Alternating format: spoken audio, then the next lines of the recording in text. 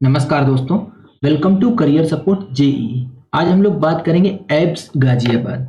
ये वो एब्स है, एब्स इंजीनियरिंग कॉलेज है। इसको कंफ्यूज मत कर देना इंस्टीट्यूट ऑफ टेक्नोलॉजी से। तो ये पूरा वीडियो रहेगा वो abs Ghaziabad, abs engineering college जो है उसके ऊपर रहेगा। क्या एलिजिबिलिटी होनी चाहिए, क्या यहाँ की फीस है, कितना यहाँ पे आपको किस रैंक तक सीट मिल जाएगी, क्या प्लेसमेंट रहा है, 2025 में एक्सपेक्टेड स्कोर क्या रहेगा यहाँ पे आपके लिए। तो ये हर एक चीज मैं इस वीडियो में डिस्कस करूंगा। आप लोग वीडियो को लास्ट तक देखना। और अगर आप मेरे चैनल पे नए हो तो चैनल को सब्सक्राइब करके रख लो, जिससे कि आप लोगों की नीट जो जेई 2025 की जर्नी है उसको मैं एकदम सिंप्लीफाइड बना दूंगा। क्योंकि यार आप लोग वीडियो तो देखते हो लेकिन वीडियो को लाइक नहीं करते हो। लाइक भी कर दिया करो यार अगर आपको वीडियो पसंद आता है। चलो स्टार्ट करते हैं फटाफट। देखो, जो इसमें एडमिशन होता है वो एकेटीयू यूपी टेक की काउंसलिंग से होता है, जेईई मेन के स्कोर के बेस पे। आपको जोसा सीसेट से इसमें कोई मतलब नहीं है, या किसी और अदर काउंसलिंग जैक दिल्ली और एमएसटी सेट, ये सब किसी से कोई मतलब नहीं है। यूपी का कॉलेज है तो यूपी की स्टेट गवर्नमेंट की काउंसलिंग में पार्टिसिपेट करता है। एलिजिबिलिटी बीटेक के लिए आपके पास 10+2 में मिनिमम 45% मार्क्स होने चाहिए। अगर आप रिजर्व कैटेगरी से बिलोंग करते हो तो आप मिनिमम आपके पास 40% मार्क्स होना चाहिए। जेई मेन का एग्जाम देना है आपको, आपके पास एक वैलिड स्कोर होना चाहिए जेई मेन का, और थोड़ी अच्छी खासी रैंक होनी चाहिए तभी मिल पाएगा। क्लियर कर दूं, ये प्राइवेट इंस्टीट्यूट है, गवर्नमेंट का इसमें कहीं कोई कंट्रीब्यूशन नहीं है। ना ऐसा है कि पीपीपी मॉडल पे बेस्ड हो, ऐसा नहीं, कंप्लीटली प्राइवेट इंस्टीट्यूट है।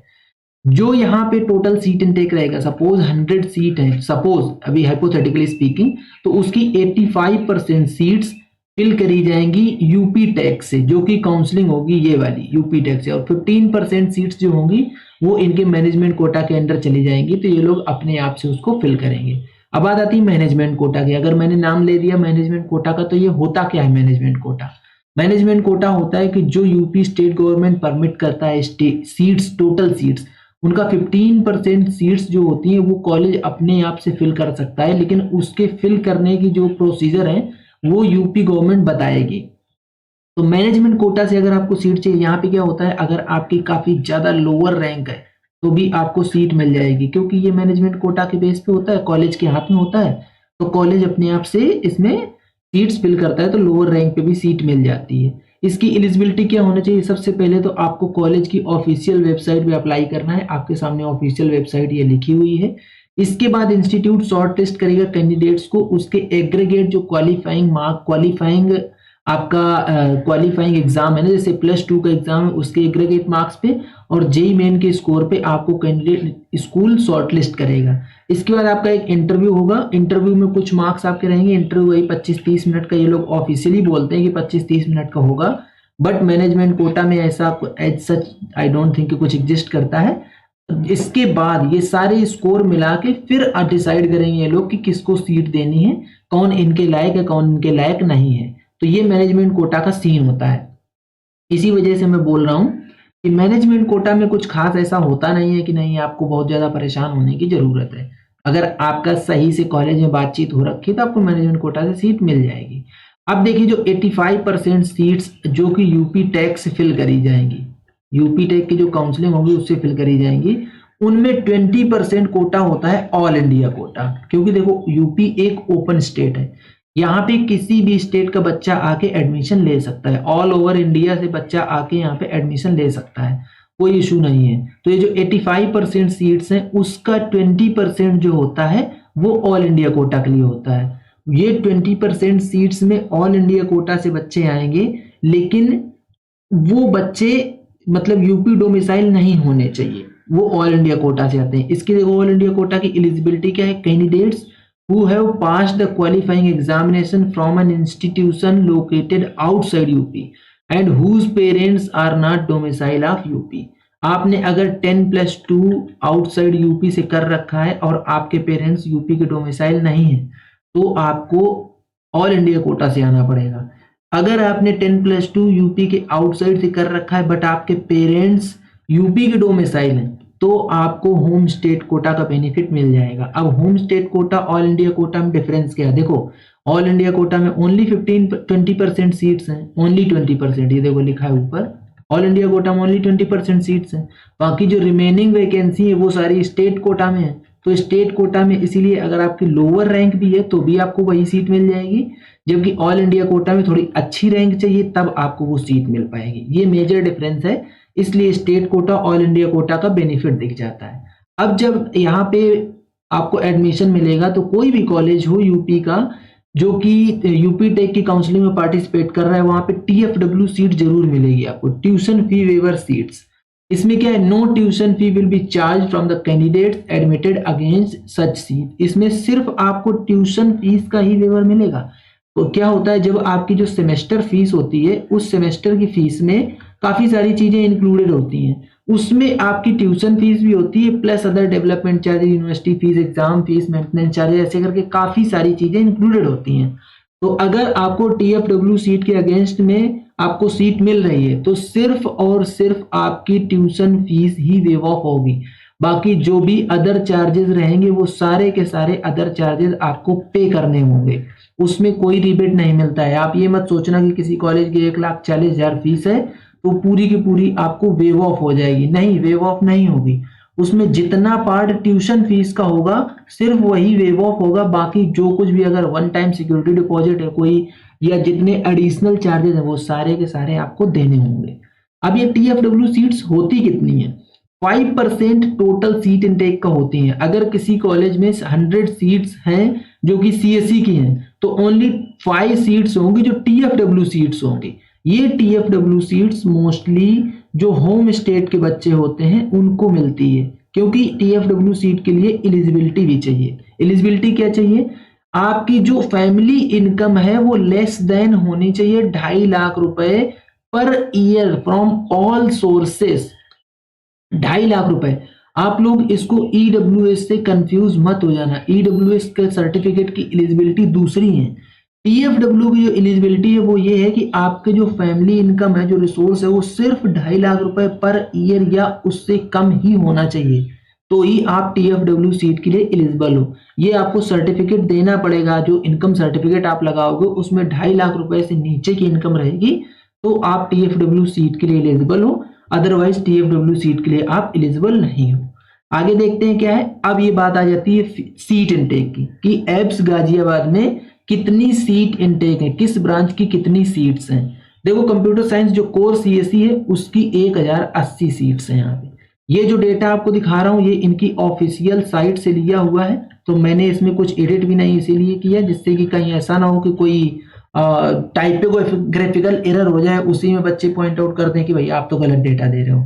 इसलिए मैंने पूरा का पूरा डेटा उनकी साइट से एज इट इज उठा के रख दिया है। कोर CSE 1080 सीट्स हैं। CSE AI and ML, CSE का स्पेशलाइजेशन है ये artificial intelligence and machine learning, 180 seats हैं। CSE DS data science 180 seats हैं। ECE 180 सीट्स हैं इनके पास। Electrical and computer engineering 120 seats हैं। मैकेनिकल इंजीनियरिंग की ओनली 60 सीट्स हैं। आज के जमाने में इस ब्रांच को ज्यादा लोग पूछ नहीं रहे हैं, इसलिए नंबर ऑफ सीट्स आप देख रहे हो हर कॉलेज में इसकी रिड्यूस होती दिखेंगी। ये कोर ब्रांचेस के अंडर आता था पहले, अभी भी कोर ब्रांचेस को आजकल कोई पूछ नहीं रहा है। ये जो दो आपको दिए हुए हैं CSE and electronics and communication engineering, ये वर्किंग प्रोफेशनल के लिए दिया हुआ है। मतलब जो AICTE की गाइडलाइन थी कि वर्किंग प्रोफेशनल भी बीटेक कर सकते हैं, उनके बेसिस पे दिया है। तो जो नॉर्मल बीटेक की काउंसलिंग होगी उनको, उन बच्चों को इससे कोई मतलब नहीं है। अभी आगे आप लोगों को मैं दिखा देता हूं कि फीस का क्या चार्जेस है यहाँ पे। जैसे कि मैं देखो बात कर रहा था कि आप लोगों की अगर TFW सीट मिलती है तो ट्यूशन फीस माफ होती है। इनके हिसाब से इनके यहाँ ट्यूशन फीस कितनी है, 1,40,000 रुपया, ये इनकी ट्यूशन फीस है। Academic and book bank security ये रिफंडेबल है, 5,000 रुपया आपको देना है। Group personal accident and medical insurance जो है उसके लिए आपको 500 रुपए देना है। तो ये टोटल एकेडमिक फीस जो आपकी हो जाती है वो 1,45,500 हो जाती है। अब देखो मैं यहाँ पे आपको फिर से बता देता हूँ, ये ट्यूशन फीस इनकी 1,40,000 है, लेकिन जब आपको TFW सीट यहाँ पे मिल जाए तो एक बार इनके एडमिनिस्ट्रेशन से कांटेक्ट कर लेना कि TFW सीट मिली है तो ये कितना फीस में वेव ऑफ देते हैं। कई बार ऐसा होता है कि प्राइवेट कॉलेजेस जो होते हैं वो पूरी की पूरी ट्यूशन फीस भी वेव ऑफ नहीं करते हैं, वो कुछ ना कुछ उसमें चार्जेस या स्कीम बताते हैं, तो ये चीज आप कंफर्म कर लेना। देखिए यूनिवर्सिटी जो एग्जामिनेशन फीस है बोथ सेमेस्टर की वो 7500 रुपए आपको देनी ही देनी पड़ेगी, और ई रिसोर्स कंसोर्टियम जो है वो 365 रुपए लगेगा। ये वाली फीस आपको AKTU यूनिवर्सिटी जो है, देखो AKTU क्या है, ये यूनिवर्सिटी है, तो AKTU के पोर्टल पे आपको डायरेक्टली पेमेंट करना है 7,865 रुपए। कोई भी AKTU का कॉलेज है अगर, तो आप ये समझ लीजिए कि उसमें लगभग 8,000 रुपए आपको यूनिवर्सिटी फीस तो देनी ही देनी पड़ेगी, जिसके बेसिस पे आप एग्जाम दोगे। बाकी जो फीस रह जाती हैं वो सारी की सारी फीस है कॉलेज की फीस, तो वो कॉलेज से कंसल्ट रहता है, लेकिन ये 8,000 रुपया यूनिवर्सिटी फीस रहती है जो कि आपको पेमेंट करनी पड़ेगी।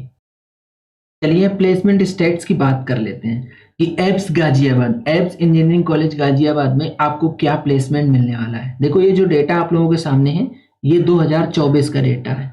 2024 के डेटा में इतनी क्लैरिटी नहीं थी जितना कि 2023 के डेटा में थी, इसलिए दोनों डेटा मैंने लगा दिए हैं यहाँ पे। 562 कंपनीज विजिट करी थी for campus placement, 1653 placements offer हुए थे 2024 में। इनके यहाँ हाईएस्ट पैकेज जो गया था वो था 59.91 LPA का। काफी रिनाउंड कंपनीज यहाँ पे विजिट करती हैं। देखिए एक तो क्या है, लोकेशन के हिसाब से कॉलेज सही जगह है, गाजियाबाद में कॉलेज है, नियर टू दिल्ली है, तो यहाँ पे कंपनीज का ऐसा नहीं कि टूटा रहता हो कि कंपनीज विजिट नहीं करती हैं। कंपनी अच्छी खासी आती है, जिस तरीके से कॉलेज है, कॉलेज ग्रो कर रहा है, कॉलेज के हिसाब उस हिसाब से चीजें भी सही हैं। अब देखिए आप लगभग 1.45 lakh rupees per year payment करोगे, तो यहाँ पे आपकी लगभग 5.5 लाख रुपए में बीटेक कंप्लीट होगी जाके। तो आप ये समझो कि अब इस कॉलेज का ROI भी देखना है, तो ROI पहले देख लेते हैं। आपको सुपर ऑफर्स जो ये बता रहे हैं 2023 में कि CTC 5 लाख से ऊपर का ऑफर हुआ था, तो उस हिसाब से देखा जाए तो ROI ठीक है इसकी। अब 2023 का प्लेसमेंट स्टेट्स देख लेते हैं। जो प्लेसमेंट परसेंटेज था वो 93.15% था, मतलब 93% बच्चों को प्लेसमेंट ऑफर हुआ था, 7% बच्चे को प्लेसमेंट या तो ऑफर नहीं हुआ या तो वो किसी और फील्ड में चले गए। कुछ हो सकता है हायर स्टडीज के लिए निकल गए होंगे, कुछ ने अपना बिजनेस सेटअप कर लिया होगा, एंटरप्रेन्योरशिप कर ली होगी, इस तरीके से। बाकी क्या है, क्लैरिटी नहीं इनके यहाँ डेटा में कि ये जो 7% बच्चे हैं ये किस में गए, क्या हुआ, इनका प्लेसमेंट नहीं ऑफर हुआ कि क्या हुआ। जो ड्रीम ऑफर्स रहे इनके यहाँ पे 192 ऑफर्स आए थे मोर देन 7 LPA के, 192 ऑफर्स। 118 ऑफर्स आए थे मोर देन 10 LPA के। इसके बाद 217 ऑफर्स ऐसे आए थे जो मोर देन 5 LPA के थे। तो इस हिसाब से अगर आप लोग लगभग देखोगे तो 450 बच्चे ऐसे फंस रहे हैं इनके यहाँ जिनको कि अच्छा प्लेसमेंट, मतलब मोर देन 5 LPA का प्लेसमेंट तो मिल ही रहा है।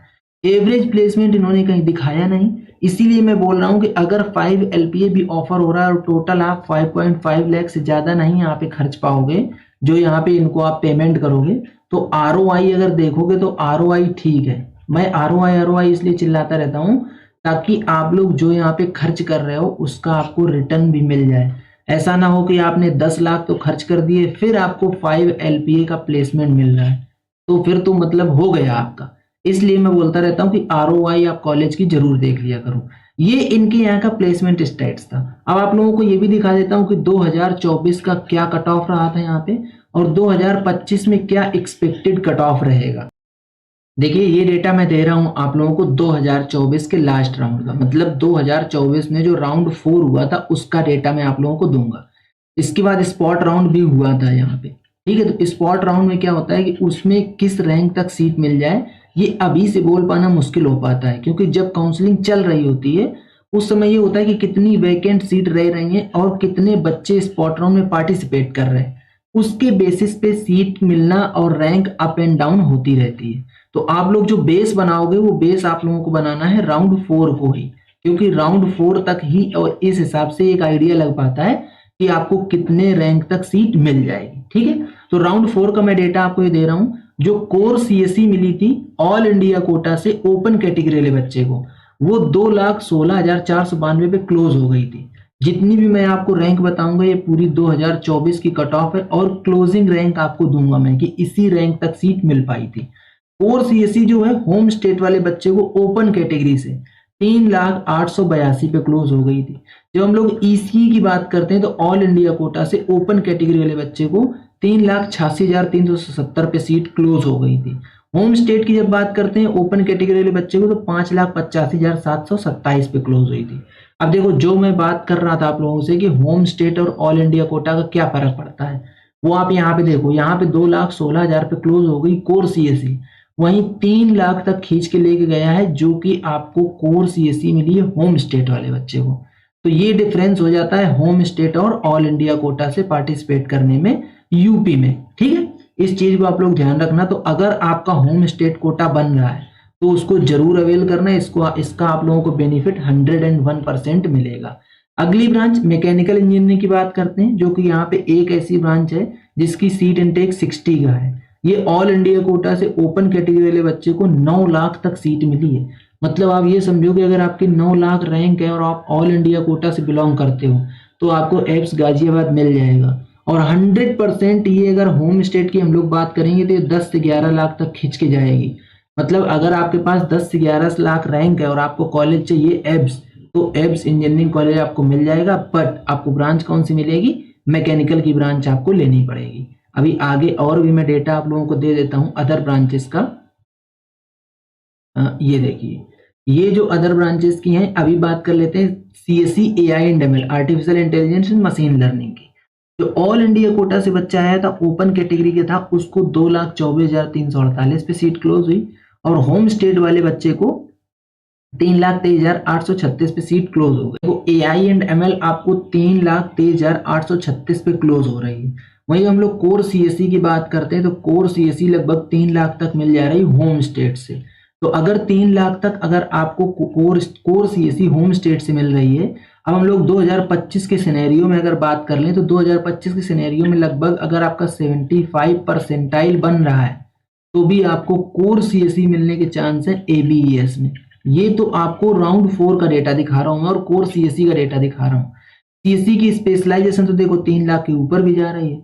तो अगर आपका लगभग ये मान लो कि 74-75 परसेंटाइल है और आपकी 3 से 3.5 लाख के बीच में रैंक आ रही है, तो आप एब्स में आपको सीट मिलने के पूरे चांस है। आप इसमें ट्राई कर सकते हो कि एब्स में आपको सीट मिल जाएगी। अब देखो अगली जो ब्रांच है इनके पास वो है computer science and engineering DS, CSC DS. ये भी एक स्पेशलाइजेशन है सीएससी का। तो इसमें ऑल इंडिया कोटा से ओपन कैटेगरी वाले बच्चे को 2,39,823 पे क्लोज हुई सीट। और जो होम स्टेट के ओपन कैटेगरी का बच्चा था उसको 3,57,576 पे सीट क्लोज हुई है जाके। अब जो इनके पास एक ब्रांच है इलेक्ट्रिकल एंड कंप्यूटर इंजीनियरिंग, ये ऑल इंडिया कोटा से ओपन कैटेगरी वाले बच्चे को 5,43,957 पे सीट जाके क्लोज हुई थी। अब राउंड 4 आते आते जो इलेक्ट्रिकल एंड कंप्यूटर इंजीनियरिंग थी उसकी सीट बची नहीं थी होम स्टेट कोटा से। तो होम स्टेट कोटा का जो राउंड 3 का डेटा है वो मैं आपको देता हूं। इस ब्रांच की मैं बात कर रहा हूं इलेक्ट्रिकल एंड कंप्यूटर इंजीनियरिंग की। इसमें राउंड 3 में 3,34,370 पे क्लोज हुई थी होम स्टेट वाले बच्चे को। कई बार ऐसा हो जाता है कि होम स्टेट की सीट जल्दी भर जाती है, ऑल इंडिया कोटा की सीट लेट भरती है। तो ऑल इंडिया कोटा वाले को देखो यहाँ फायदा मिल गया, 5,43,975 पर मिल गई। और वहीं होम स्टेट कोटा की सीट एग्जॉस्ट हो गई थी तो बच्चे को राउंड 4 में सीट ही नहीं मिली। बहुत सारे यूपी के अंदर ऐसे कॉलेजेस हैं जहाँ पे होम स्टेट कोटा की जो कट ऑफ है वो काफी हाई जाती है और ऑल इंडिया कोटा की कट ऑफ काफी लो हो जाती है। जैसे कि मैं आपको एक इंस्टीट्यूट बता दूं, MMUT।